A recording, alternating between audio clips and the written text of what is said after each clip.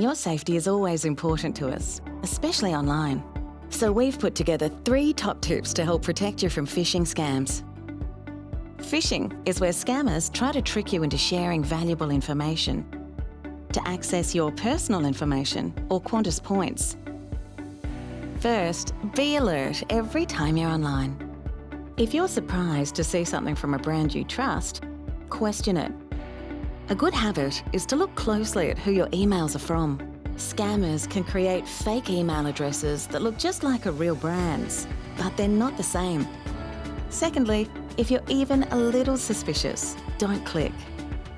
Scammers take photos, logos, and information from authentic sources to create fake emails, websites, and text messages.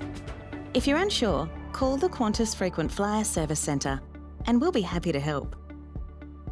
Finally, remember to set up 2-factor authentication.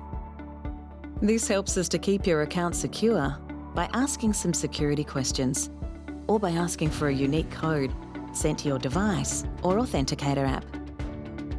Remember to check your account regularly and call us if you notice anything unusual. Please also keep your details up to date so we can contact you if we suspect anything. That way, we can stay a step ahead of scammers together. Find out more at qantas.com/cybersafety.